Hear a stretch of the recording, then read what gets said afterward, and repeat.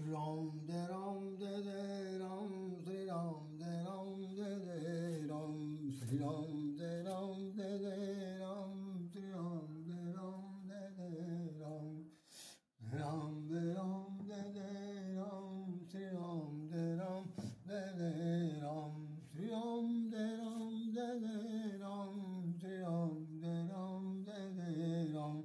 भन कुसमित गिर गणमणि शोभा, गबन कुसमित गिर गण मरियारा, चलहि स्रवत सरितामृत धारा, फूल ही कमल सोह सर कैसा, निर्गुण ब्रह्म सगुण भय जैसा, अक्रजवास पात बिन भयऊ, जिम स्वराज के उद्यम गयऊ,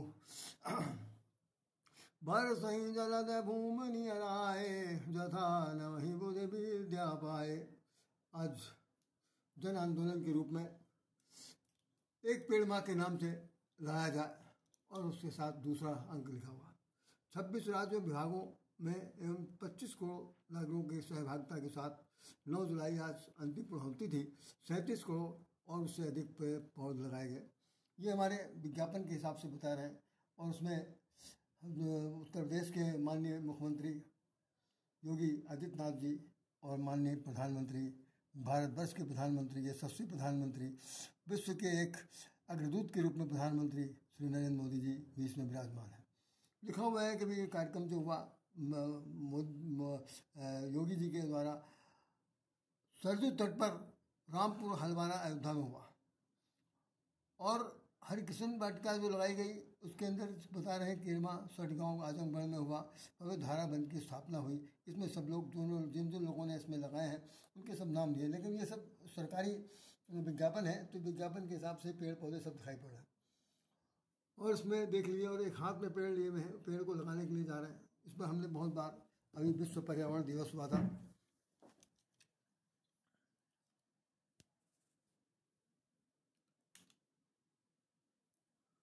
अभी विश्व पर्यावरण दिवस हुआ और वो पृथ्वी बचाओ कार्यक्रम हुआ। साथ साथ ये भी हुआ कि भाई हमें पेड़ पौधों को लगाना, इस पर भी हम लोगों ने देखा।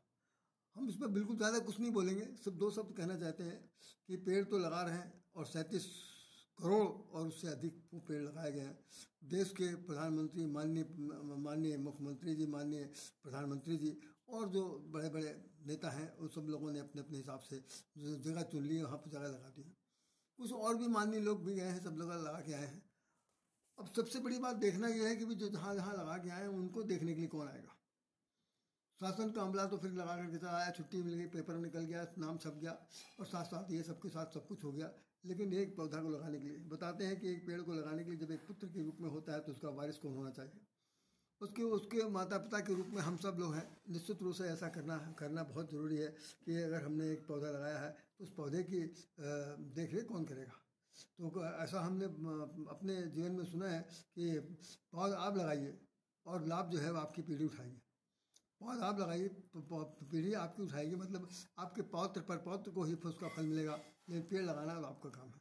तो आप पेड़ लगाइए, छायादार पेड़ लगाइए, फल फूल पेड़ लगाइए और जितने भी उपयोगी फल फूल लगाए जाए उसमें बहुत से नाम लिए गए हैं। शीशम का पेड़ है, बरगद का पेड़ है और नीम का पेड़ है, आम के पेड़ है, तो हम और तरह के नाम लिए गए हैं। बहुत से नाम हैं, उन सभी पेड़ों को लगाया गया है। तुलसी का पेड़ तो घर घर में लगा हुआ। कुल मिलाकर के हमें सिर्फ इतने कहना है। आज हम सिर्फ संक्षेप में बात कर रहे हैं, कल हम इसमें बहुत विस्तार से चर्चा करेंगे कि हमारे रामचरितमानस को अगर आप पढ़ लें, हमने इससे पहले भी एक बार कहा था कि कोई ऐसा कांड नहीं है जिसके अंदर प्रकृति का चित्रण उन्होंने न कराया। कोई ऐसा कांड ही नहीं है जिसमें ना हर प्रसंग के साथ रामचरितमानस का यह बाधा जुड़ा।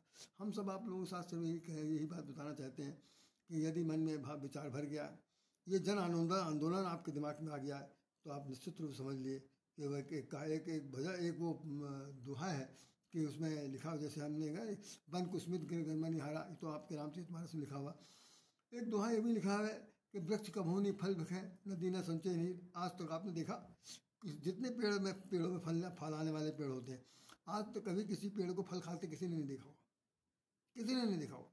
यहाँ तक कि इतना इतना अफरात हो जाता है कि ज़मीन में गिर जाता है। जैसे फरिंदा का पेड़ है और तरह तरह के बहुत से महुआ के पेड़ हैं, आम के पेड़ हैं, अमरूद के पेड़ हैं, जहाँ पर ज़्यादा देख रेख नहीं हो पा रही है, वहाँ पर नहीं गुजर रहे हैं, लेकिन ये पौधे लगे हैं तो बहुत ही भारी मात्रा में गिरते हैं। कि एक जो होता है ना कि भाई भगवान जब देता है तो छप्पर फाड़ के देता, तो इनके लिए लिखा हुआ कि वृक्ष कमोनी फल बखे, नदी ने संजय नीर, और परमार्थ के कारण साधुन धरा शरीर। कि ये जिस प्रकार वृक्ष जो है कभी फल नहीं खाता, नदी अपना पानी नहीं पीती, वो दूसरों को पिलाने के लिए बह रही है। कल कल कल कल कल कल अगर वो पूछता है सुनो तो रुको तो जा कहाँ जा रही हो, तो वो तुरंत बता देती कल कल कल कल आएंगे कल आएंगे कल आएंगे कल मिलेंगे अभी समय नहीं, टाइम नहीं, टाइम नहीं, टाइम नहीं। मतलब वो निरंतर चलती है, निरंतर अनवरत गति से चल रही गति।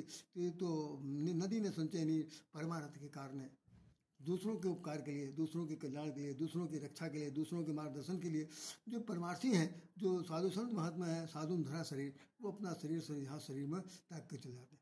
तो जो ये एक चौपाई है रामचरित मानस की, जो मैं अभी बता दूं, उसमें लिखा है आपके उनसे कह रहे हैं भगवान राम जटायु से, जटायु को अब वो मोक्ष प्रदान किया जा रहा है, तो उन्होंने कहा परहित बस, ये जन आंदोलन है, ये उसी बात का, चाहे भले ही इन मंत्रियों ने कहा हो, लेकिन मैं इस बस कह दे रहा हूँ। परहित बस जिनके मन माही, बरहित बस जिनके मन माही, और तिन्हें कहाँ जगह दुर्लभ कह सुनाही, तिन्हें कहाँ जगह दुर्लभ कह सुनाही। भगवान राम ने कहा कि हे मेरे तात, उनके पिता के तुल्य है, दशरथ के ही मित्र थे तो पिता के तुल्य है। उन्होंने कहा हे तात, इस संसार में जिसके मन में दूसरों का हित बसा हुआ, जन आंदोलन दूसरों के हित के लिए है, परोपकार के लिए यदि किया गया है, पेड़ पौधे लगाए जा रहे हैं, क्योंकि ये तो नहीं देख पाएंगे, नहीं इसकी छाया ले पाएंगे। हमारे आने वाली पीढ़ी, चाहे वो साल भर बाद, चाहे 100 साल बाद, चाहे हजारों साल बाद आए, लेकिन ये पेड़ लगे रहे, उनके रक्षक हम लोगों में से सारे पीढ़ियाँ बनी रही, तो इसका लाभ सबको मिलेगा। तो गोस्वामी जी ने लिखा है, भगवान राम कह रहे हैं कि जिनके मन माही तिनका जग दुर्लभ का सुनाई। तो कह रहे हैं इस संसार में उस व्यक्ति को, हमारे इस संसार में कभी किसी प्रकार की कोई भी कमी नहीं होगी, कभी अभावग्रस्त जीवन नहीं दे सकता, और उसको सब कुछ धन धान से संपन्न रहेगा। केवल शर्त यह है कि उसके मन में परहित होना चाहिए। ये पेड़ पौधे परहित में लगे हुए हैं, पेड़ पौधे हरे भरे दूसरों के हित के लिए हैं, पेड़ पौधे फल दे रहे हैं दूसरों के हित के लिए, अपने लिए कुछ भी नहीं ले रहे हैं। आप एक लोटा एक गिलास पानी डाल देंगे तो उनकी कौन सी बंद बिगड़ जाएगी। अरे अब 4 महीने की बरसात आई है, इतना पानी बरसे, कितना पानी बरसे, वो तो सब भीग भाग जाएंगे ही, साथ साथ ये है कि सब कुछ बहा ले जाएंगे। तो भगवान जब देता है तो छप्पर फाड़ देता है, हम सब लोग उनकी रक्षा कर पाएंगे, इस पर हमें चिंतन करना है, और हम शासन प्रशासन को भी चिंतन करना है। तब तो ये वृक्षारोपण जो है, हम अपनी माँ के नाम से एक पेड़ लगाए, अरे बाप रे बाप, जिसको अपनी माँ के लिए एक पेड़ लगाने की बात होगी तो भाई माँ तो फिर क्या कहना, माँ से ज़्यादा कोई दुलार करने वाला तो धरती पर कोई है ही नहीं, कोई है ही नहीं, कोई दूसरा है ही नहीं। भगवान स्वयं कह रहे हैं कि मैं खुद माँ के रूप में प्रकट होता हूँ। तो ऐसी स्थिति में भाई वो माँ के नाम से जिन जिन लोगों ने पेड़ लगाया है, माँ का आशीर्वाद उनके साथ है, संसार भी उनके साथ है, मातृत्व दुलार उनको मिलेगा, उनको मातृत्व सत्ता का जो आशीर्वाद है वो प्राप्त होगा। आप भी प्राप्त करिए, अगर आज नहीं लगाया है तो और आगे आने वाले दिन लगाइएगा। इन्हीं शब्दों के साथ राधे श्याम राधे आपको हृदय से नमन करता है। जय श्री राम, जय श्री राम, जय श्री राम, जय श्री राम, जय राधे श्याम।